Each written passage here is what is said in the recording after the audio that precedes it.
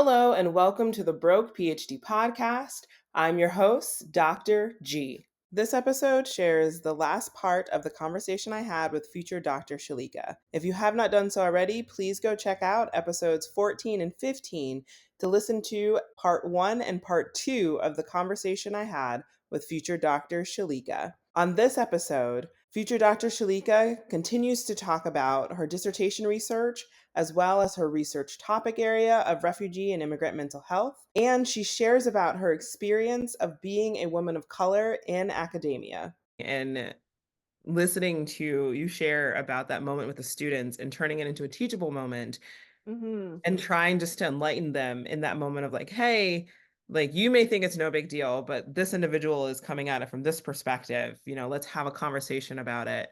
I think is something that, like you said, we're all gonna, agree or disagree on different points and different aspects. But I think at the end of the day, we need to be able to come together and talk and have Yeah. teachable moments.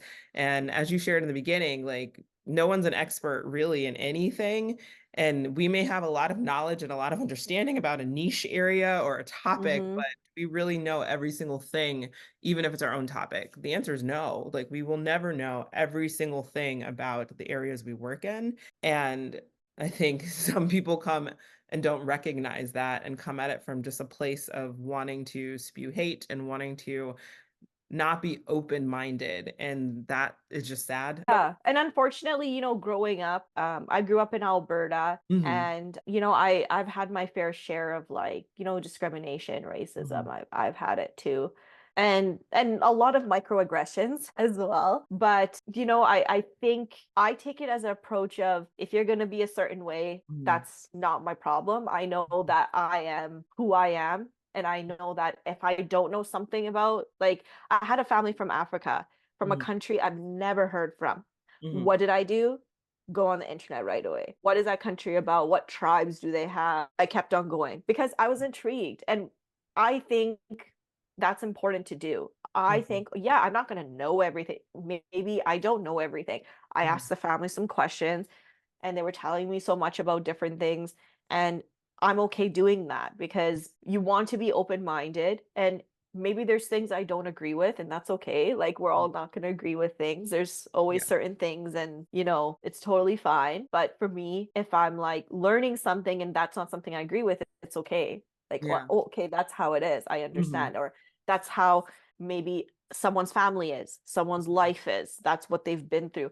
And I mhm, think that's the thing about refugee mental health or even immigrant mental health is just mhm, you can't lump everybody in one category. Everybody mhm, has a different individual background or history. mhm, And yeah, people come in as refugees and they've all experienced different things, but they've also experienced very individual things. Might be violence, might be assault, might be, like getting kidnapped by a certain group, mhm. right? And being tortured, like different things like that. Like, we don't know what these people have been through. They come here, they're already went through enough, and they're not understanding a lot of things here because things are different. What we try to do, like, and I want to do, is just bring some empathy, humility, Mhm, and meet them where they're at. mhm. And I've met families like, and even clinicians have during my research where they just don't want to talk about anything or do the assessment, which is fine. And then 2 weeks back, they're like, yeah, actually, I'm gonna talk to the clinician and do the assessment.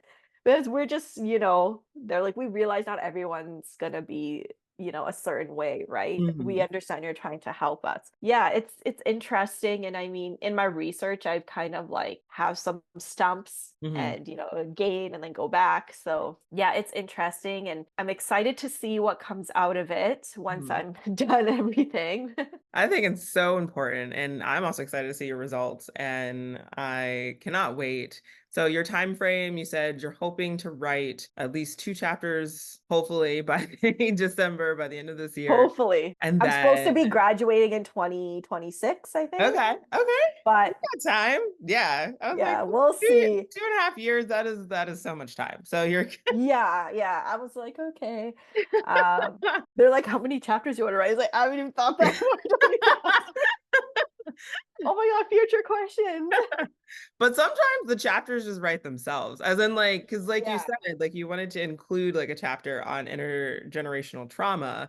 There might be something else that you're like, oh, I also need to include this to make sure that you give like that holistic picture to set up your research. Yeah, and as I was going through, I'm just like, I remember me and my supervisor were discussing, and she was just like, because I was telling her, I'm thinking of writing a chapter on recommendations Uh-huh. because, I'm doing a Yeah. clinical part, which is an internship, like working with Yeah. families and stuff, and plus being a counselor.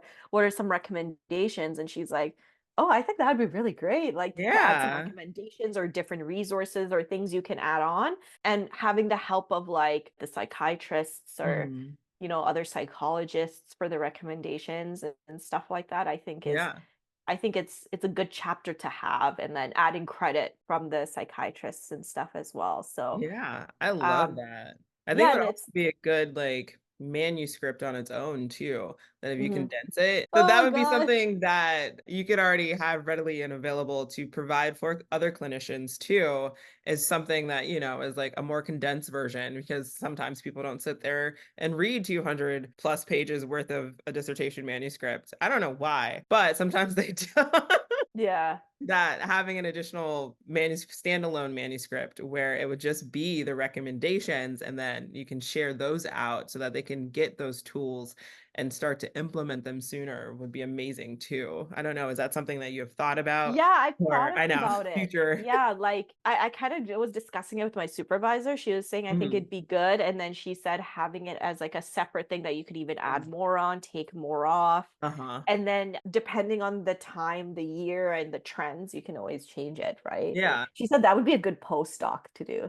I know earlier you shared you didn't want to do a postdoc. So even if you don't do a full postdoc or a postdoc at all, just even writing that like manuscript afterwards, I think would be very beneficial for the field and for the individuals and the communities that it would be geared towards helping. So I love that. Yeah. It would be great to even use it for the US, but I know their trends are a little bit different and Yeah. their immigration process is very different. That would be like a whole different Ball game. route Yeah. maybe, but Yeah. But it could be for anybody listening, it could be a partnership, collaboration opportunity. yeah, Any other collaboration. Collab with who want me. to come and meet up with Shalika, you could do like Canada versus US, and then, just compare it Yeah. and try to do recommendations that would work for both. I don't know, just putting it out there. Yeah. You never Manifestation know. era. I'm open to it. So That if would be cool. anybody is listening and is interested in that, you can always DM me on Instagram. Yeah. And I will have all of your Instagram and contact information in the description box below. So feel free to check that out if you're interested in connecting with future Dr. Shalika. Thank you. But shifting gears, we kind of talked about it for a brief moment, just like a little like tip of the iceberg. Being that we both are women of color in academia, can you just kind of share about your experience navigating this academic world in the academic field, being a woman of color? I guess, like I come from a field where there's a lot of women, and I think in the last couple of years I've seen more women of color in psychology. I've seen more women in STEM, and I follow a lot of women in STEM as well on Instagram. But in my field, I think in general like women of color are underrepresented, not even just in psychology, but in doctorate studies or even becoming a professor. Like I was looking at, I think it was someone's Instagram, and they had a post about US professors, and Uh-huh. women of color were really underrepresented on Yes. that. And I think, as time goes on, I think it'll change. But at the same time, I think one of the biggest things is I had in the beginning a lot of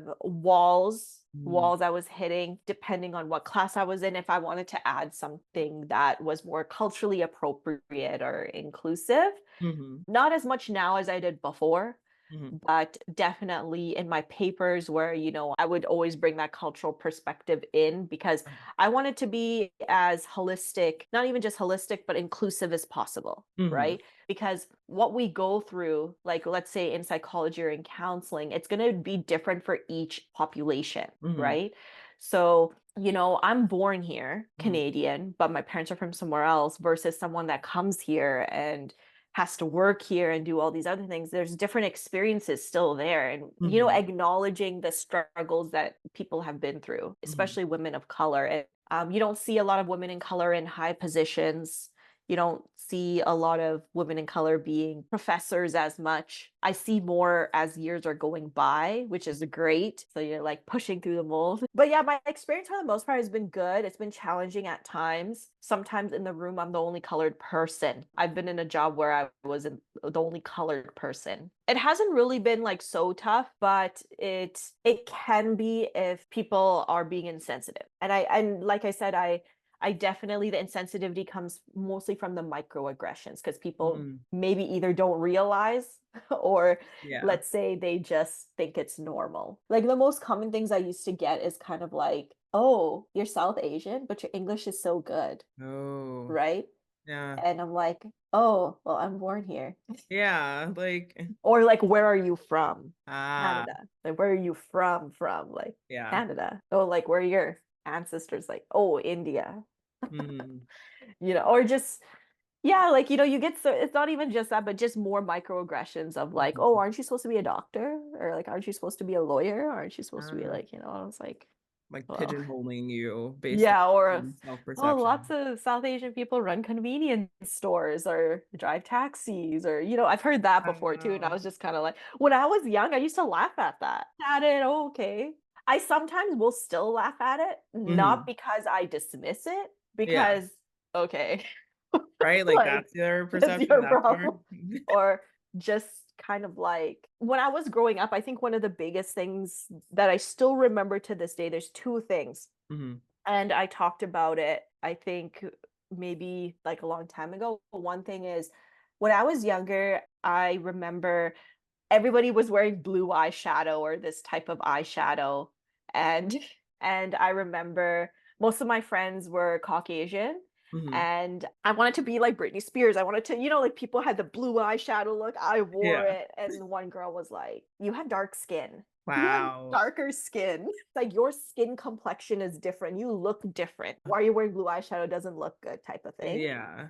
Or secondly, I'm trying to remember, you don't look like you're Canadian, which how does a Canadian look Yeah. like? What is a Okay. Canadian supposed to look like? Yeah, I've had like different things hmm like that. Or I've, like my name, like people would think, like they would say, oh, my name, like, let's say they're hiring me. My name is Shelika. I come up, they're like, I thought you were going to be a different race. I was like, okay. And You're I like, know what they're interesting. thinking. Right? Like, what does my name suggest? Like, is there, Yeah, they thought I was gonna be like a different race, or like, oh, I thought you were huh? gonna be this. Yeah. I was like, oh, okay. It's like, thanks, I guess. No. Yeah. And like I Wow. said, I don't really, it's one thing to be disrespectful, but Yeah. microaggressions like really depends on like everyone's threshold. But for me, sometimes I always say, I've heard stories of people going through like a lot of stuff hmm here in Canada as well. I mean, racism is everywhere. It's Yeah. everywhere. It doesn't matter, Canada, US, blah blah. Lots of Yeah. people It say is here it's everywhere. less. Mm, It's here. It's It's everywhere. not like in your face all the Yeah. time, but the thing is there's microaggressions on a daily basis. But yeah, that's what I used to experience like all the time, like growing up. Or in our culture we would put hair oil in our hair. So my mom used to put in my hair, braid it, send me to school. And some girls were like, your hair smells bad. What type of food did you bring? Because it's cultural food and we put oil in our hair. That's what South Asian Oh, people do. They always put oil in their hair, right? That's what we yeah. do. Oh, your hair smells weird, or, like, and that's a long time ago. Nobody says that now at all. I'll put hair oil in for work and nobody says anything to me because I think people, and not that people are more aware, but I know hmm the people that I specifically work with, they're also immigrants themselves, and everybody in Canada is an immigrant. The Yeah. only people who aren't are the First Nations and Indigenous people of Canada, Same right? with the US. Yeah, Shout it's a that out, people, that the only yeah. we are all literal immigrants and invaded this area anyway. Yeah. But that's why we do those land acknowledgements, like in our Mm, presentations and things. Like yes. Yes. we are learning and unlearning in this hmm unceded territories here, where I am Musqueam, Squamish, Hmm. like all these. And each province is different. They have their Yeah. own one. So we say that in under like the reconciliation, the Ah, national I love reconciliation that. thing for I the love government. that. But obviously there's always more, there's work to be done in different hmm things in different areas, but it's a start. Right. It's been like that for a couple of years now. So like every time you're presenting or if people are in a maybe a podcast on certain lands or whatever they feel Uh-huh. like saying, they'll say it according to where they're living. It's nice to hear that. We even put in our email signatures and stuff like that. So yeah, that stuff is important to recognize that the land we're living in Mm-hmm. is a land that we are learning and unlearning on. And I've had like a great opportunity to go to some reserves here in Alberta, and it was such a great experience. Like Mm-hmm. I really liked it. I love the culture. People are so great and their culture's so rich, right? Mm-hmm. And just hearing all the things they've been through and obviously knowing from history makes you realize a lot of things, right? So obviously it's different learning from the books than actually like hearing it Yeah. firsthand, right? I think that that type of person. I like going places and learning things and doing stuff like that because I think it's important to be rooted, Mm-hmm. like, your feet on the ground and be humble and rooted. Yes, I I think those things. love that. Yeah. And I even agree. like whenever I try to go to the US, I was like, I want to do different things. I want to learn different things. Last year I went to Louisiana and I Yeah. never been down that far in the US and I really loved it. It was great. And talking to people and seeing like diversity, that much diversity, like we have a lot of diversity in Canada, but it just felt so good. I really liked being there. Like, and I've been to Texas before too. Mm-hmm. So I just feel like, oh, I could live here, but I don't know if I actually could. I have family in California. Uh-huh. And I like California too. Mm. And I have some family up like New York, Ohio area too. Okay. Yeah. But, because I'm like always Vancouver and Calgary. When I'm in Vancouver, I was like, I should just drive down to Seattle. Go check it out.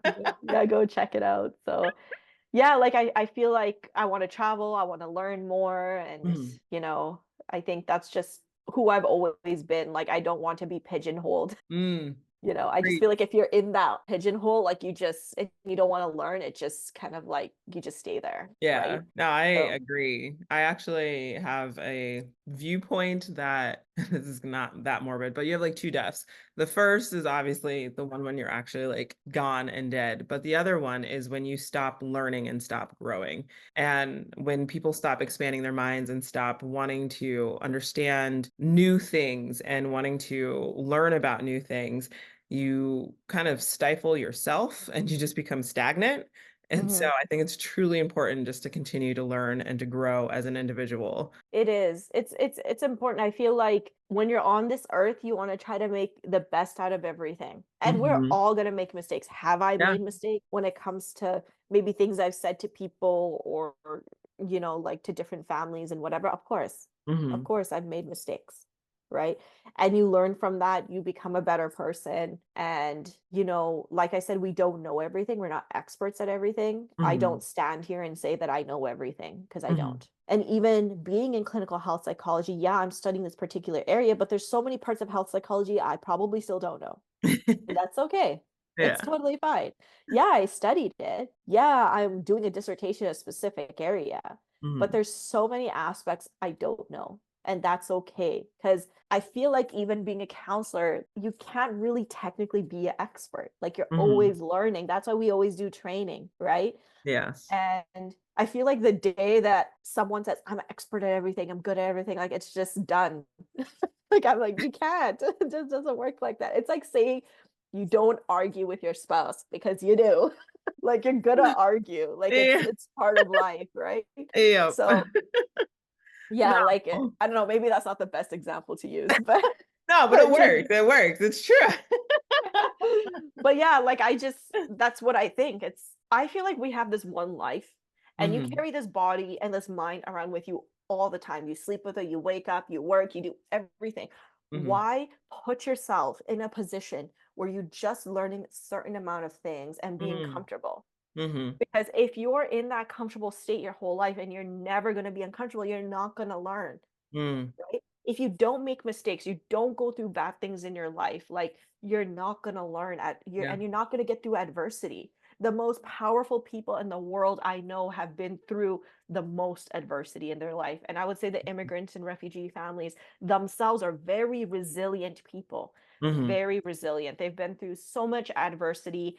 I think that being here in Canada and them trying to make a good life and already having the skills to be that resilient will get them even further, right? So that's another thing. I think resilience is just it's so hard to build, Hmm. but I think the most resilient people we meet have been through the most adversity, right? I think that's a really big thing. So, Kind of to bring it full circle and wrap it up and kind of have a closure, I guess, as much as you can. You can really.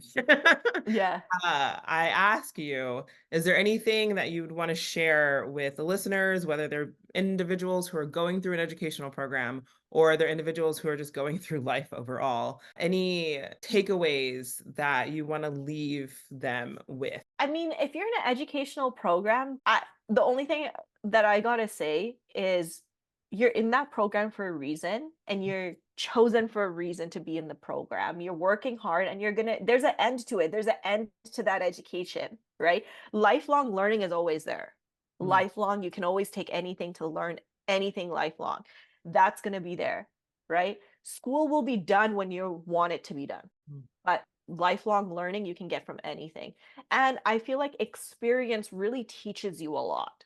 So if you can put yourself out there and learn, it's plus your academia, it's even better, right? And I think you just have to learn to be uncomfortable. You won't grow when you're comfortable. mm. It just won't happen. It's just going to be stagnant. And I'm not a stagnant person. So I'm always trying to reach the stars, which I mean, I think it has its drawbacks too, of course. But, always learn, always be open to listen to people. You might not agree with them. Like I said, it's okay. But take what they say and be like, maybe that's a different way I can think about something. Mhm, And if you can't, that's okay too.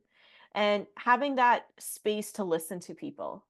There's a lot of people who don't feel like they're listened to. Like they don't have anyone that can listen to them. And if mhm, you can be that person to listen, it'll be very, very powerful for mm, sure. So, yeah, lifelong learning and, there's an end to education when you want to and just keep on pushing through everything that you're doing because we're all capable of doing that, right? mm, And like I said, if you want to stop something, you can stop it. Like education, it has an end to it in some mhm, aspect, like PhD. But if you want to do other small things, part of that, that's still part of education too, but that's also part of lifelong learning. That's never going to end. If you're going to stop mhm, lifelong learning, I think that's when you pigeonhole yourself, right? mm. And lastly, I just want to say to all the people who are listening, if you're doing a PhD or a master's, I'm gonna give you a round of applause because honestly, I went through it, and I know you have Yep. too, Keisha. But it's no joke. I don't even know how I got through my master's, but I don't even know how I'm getting through my PhD sometimes. But if you are thinking of doing graduate school, really think about, why you want to do it. Also think about the school you want to go to, of course, but also Mhm, think about what you want for yourself. Those things are really important to have in your life. And mhm, I feel like it's hard not to make your PhD all about your life, but mhm. try not to. Yeah. Yeah, my PhD is part of who I am and what I'm doing, but I also have me as an entity. Mm, Like, I'm Shelika, I like doing these other things. I'm mhm, not always going to be like I am Shelika with a PhD one day. mhm. That's going to happen, but I also need to take care of myself. I love that. Yes, just repeat that. You gotta take care of yourself. Yeah, Yes, you have to. I Yeah. love I that. mean, you Yeah. can't run a car with an empty gas tank. It just Ex ain't going to happen. Preach. Yes. It ain't gonna happen. So it's not easy. Like I think even you can say, Keisha, too, it's just being Mhm. in a PhD is not easy. It No, isn't easy. it's not. Nothing's easy. I like I said, I feel like if you're in this program for a reason, you're Mhm, put here for a reason and you're working through it, doesn't matter how long it takes you, right? Doesn't matter. You're getting through it, you're going through it. You're mhm, learning through adversity. I feel like a PhD student, even a master's student, whatever type of student you are, you're going to go through adversity. If you haven't been through adversity, you have not lived. You again, have yeah. not lived. If your life has always been like very comfortable and no Mhm, problems, you need to have adversity to learn. Yes. And it And doesn't also have to be, lucky for you if you haven't gone through adversity. yeah. I mean, Kudos. some people are like, oh, I haven't been through anything major, but Yeah. what's maybe major to them is not You know, major to the next person, exactly. right? And that's okay too, that everyone's Mhm. threshold is different, that some people can Everyone's handle threshold big is different. things and Yeah. other people, handle or, get upset over smaller things. And that's okay too. I mean, it's a lot of advice packed in one, but I love it honestly, though. it's all life lessons. And, Aw. make mistakes, Mm. make them. Like, I Yeah. used to be afraid to make mistakes, make them. You need Same. to. Like, I just made a mistake last week. I was frustrated for 3 days in a row Oh. because I was like, oh my God, I screwed up Oh no. something in my data collection. Oh Now I have to no. go back. But you know what? My supervisor told me too, that's how you learn, right? Hmm. You're sometimes gonna write a chapter, you're gonna be like, I don't like it, cut it, right? Yeah. Like it's gonna happen. Like you're gonna probably do that a million times. Yeah. She told me get used to it. I Yeah. think that is also something that's hard. Like you said earlier, that a lot of us in PhD programs, especially, but in educational programs, are perfectionist. And so being okay with not doing something correctly the first time, especially when it came to like writing. I think my approach with writing, I started off being like, oh, I need to write it from like start to finish and it needs to be perfect in order. And anything I write needs to be like this masterpiece. But recognizing that, especially when writing my dissertation, that it worked out better of just doing it in chunks and like writing down a few thoughts and then writing down a few sentences and writing down a few paragraphs.